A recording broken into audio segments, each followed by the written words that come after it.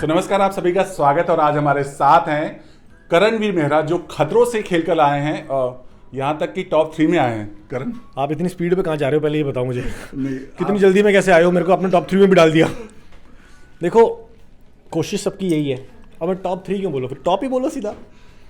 But आपके मुंह में घी शक्कर, ऐसा कुछ हो जाए तो मज़ा ही आ जाएगा। बट अब पता लगेगा। आई थिंक 8वें हफ्ते में पता लगता है शायद कि कौन है। चलिए, सबसे पहले बताइए जो पूरा सफ़र रहा है खतरों का, उससे आप कैसे देखते हैं? बहुत ही सफरिंग थी बॉडी के लिए, तो इतना सफ़र किया है। ये बोल के लेके गए थे कि मरने नहीं देंगे, लेकिन इन्होंने बताया नहीं था कि इतना पास लेके जाएंगे मौत के करीब। लेकिन देखो, ये शो है अपने डर को ओवरकम करने का। गया था मैं यही करने, लेकिन 3-4 ले आया हूँ डर।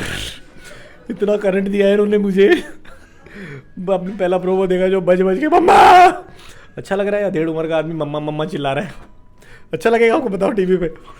लेकिन करंट, मेरे पैर में एक प्लेट भी है, हालांकि वो नहीं होती तो भी बहुत करंट लगता है, लेकिन उसकी वजह से तो एम्पलीफाई हो गया भाई। और 3-4 स्टंट करंट वाले मेरे ही झोली में आने थे और मेरी झोली में आए।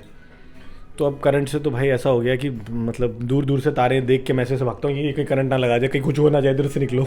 घर की लाइटें मेन स्विच ऑफ करके सोता हूँ मैं एमसीबी, अब कहीं हाथ लगे करंट ना लग जाए।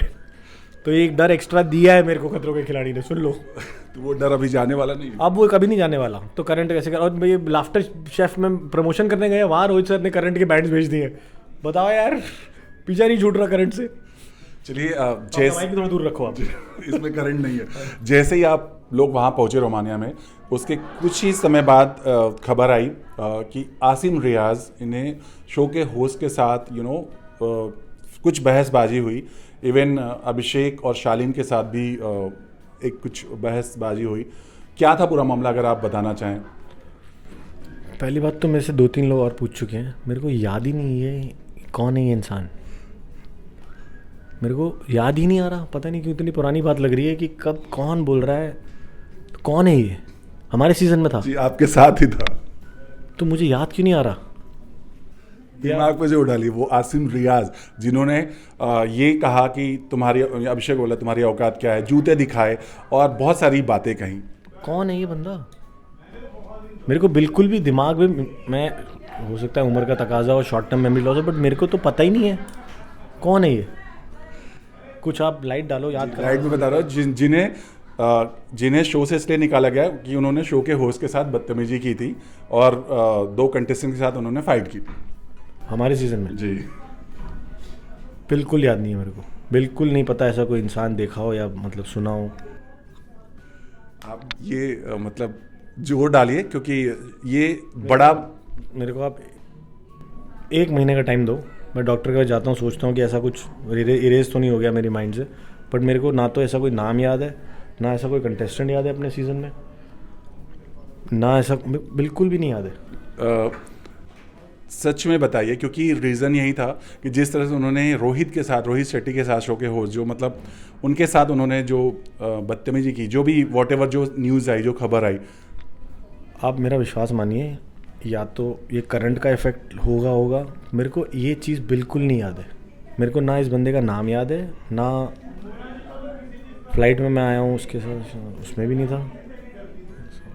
मेरे को बिल्कुल नहीं याद है कि क्या, हो सकता है मेरे साथ प्रॉब्लम हो कोई, लेकिन मेरे को बिल्कुल भी नहीं याद है। बहुत अच्छे एक्टर हैं आप, लेकिन चलिए आगे बात करते हैं। शो में ऐसी कुछ बातें आप हमें रिवील करना चाहेंगे जो कि अभी तक हमने ना सुना ना देखा अभी। कुछ ऐसी बातें जो आपको बहुत इंटरेस्टिंग लगी, या ऐसी बातें जो आपको बहुत अच्छी नहीं लगी? देखो, बहुत सारी बातें थी जो अच्छी नहीं लगी, बहुत सारी बातें थी जो अच्छी लगी। पर ये शो देखोगे तो ज़्यादा मज़ा आएगा, क्योंकि देखने में BTS की बात कर रहा हूँ। BTS में मैं एक्चुअली उस दिन एक प्रोडक्शन में भी बहुत सीनियर इंसान है, उनसे पूछ रहा था कि मैंने पहले के सीज़न देखे नहीं है, लेकिन इस सीज़न में आपको क्या लगता है हमारा जो ये बंच है, इसको आप 10 में से कितने नंबर देना चाहेंगे? तो उन्होंने बोला 9.5, क्योंकि हर कोई इंसान इतना फोकस था भाई नंबर 1 पोजीशन और ट्रॉफी लेने के लिए कि उसकी हद नहीं है। क्योंकि पहले के जब भी उन्होंने बोला सीजन्स थे तो लोग पार्टी कर रहे हैं या मस्ती, उनको ज़्यादा वो था, लेकिन ये एक बैच है जिसके अंदर हर कोई अपने अपने तरीके से कोई एक्टिंग कर रहा है कि मैं थका हुआ, मैं लेजी हूँ, लेकिन 3, 2, 1 स्टंट होते ही एकदम तोड़ फोड़ के करना चाह रहा है। तो ये बात अच्छी थी एक। और इतने फोकस कि मैं तो सुबह 4:30-5 बजे उठ के जिम जाता था, और मेरे साथ और 3-4 और लोग थे जो ये करते थे, या कई लोग रात को 10 बजे वापस आने के बाद जिम जाते थे। छुट्टी मिली है तो पूरी बॉडी को आराम देना, आइस बाथ लेना, ये सब बहुत ज़्यादा मज़ेदार चीज़ थी और बहुत ज़्यादा फोकस थे इस चीज़ के लिए। और जब भी एक लंबा गैप मिला, जैसे 1-2 दिन मिल गया है, तो एक दिन पार्टी भी दबा के करिए कि भाई ख़त्म हो जाए, एक दिन रेस्ट का मिलेगा, फिर अगले दिन वापस फोकस लाना है। तो ये बहुत चीज़ें एक बंच में एक ही तरह का एनर्जी होना बहुत ज़्यादा रेयर बात है ये। क्योंकि एक भी अगर इंसान होता ना आउट ऑफ फोकस कि यार नहीं चाहिए, ठीक है देखी जाएगी जो, तो वो रिपल इफेक्ट होना शुरू हो जाता।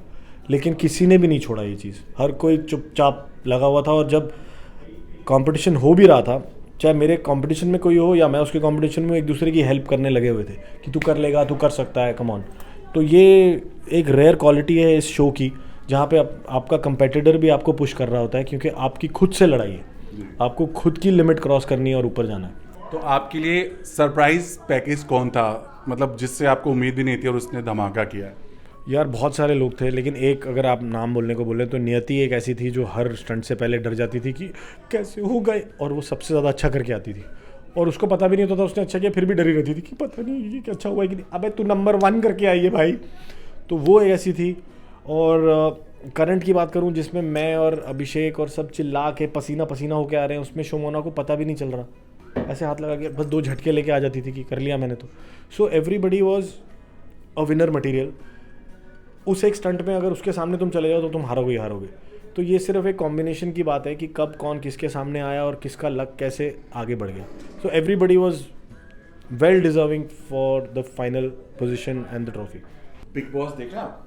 नहीं सर, मैं नहीं देख रहा। लेकिन फिर भी कुछ क्लिप्स देखा होगा, अभी जो थप्पड़ कांड हुआ बिग बॉस के घर के अंदर। नहीं, लास्ट मैंने कुछ तो सेक्स कांड देखा है, उसके आगे नहीं बढ़ा मैं।